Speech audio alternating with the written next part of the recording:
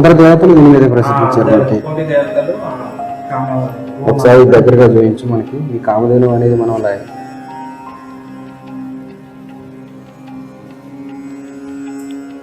So ఇదే ఇక్కడ పంచముఖి ఆంజనేయ స్వామి. పంచముఖి ఆంజనేయ స్వామి. ఇక్కడ ఆళ్వారు వైష్ణవ సాంప్రదాయాన్ని స్థాపించినటువంటి వాళ్ళు. ఓకే, వైష్ణవ సాంప్రదాయం.